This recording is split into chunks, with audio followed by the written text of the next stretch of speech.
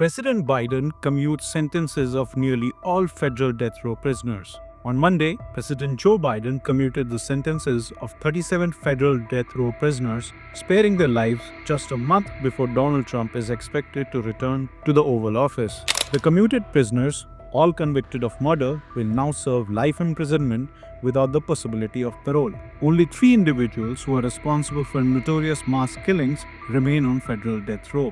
During his 2020 campaign, Biden advocated for the abolition of federal death penalty.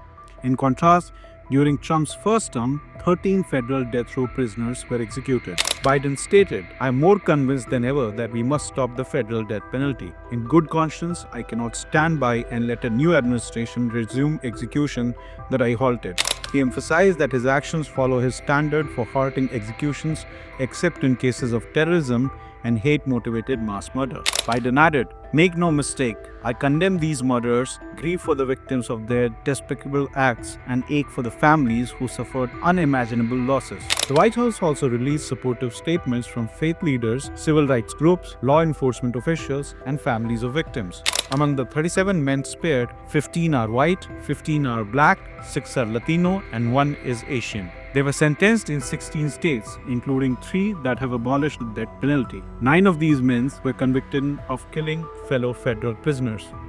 The 3 men still facing execution are Robert D. Bowers, 52, who killed 11 worshippers at Pittsburgh's Tree of Life Synagogue in 2018. Dylan Roof, who murdered 9 black parishioners at the Charleston SC Church in 2015. Zohar Sarnev, 31, who carried out the Boston Marathon bombing in 2013, killing 3 and injuring many. Recently, Pope Francis prayed for the commutation for federal inmates on death row. Last week, Biden spoke with the Pope, who strongly supported clemency.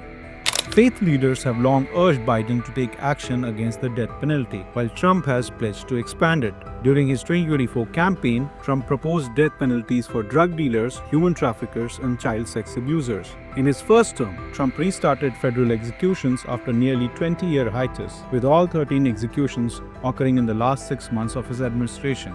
According to the Death Penalty Information Center, at least 200 people sentenced to death in the US have been exonerated since 1973. However, the president's clemency powers apply only to federal offenses, which represent a small fraction of death penalty cases in the US. Earlier this month, Biden commuted 1,500 sentences for individuals in home confinement since the pandemic, setting a record for a single day. This month, Biden granted a full pardon to his son, Hunter Biden, despite pledging not to do so. The decision was met with widespread condemnation from critics across both political parties.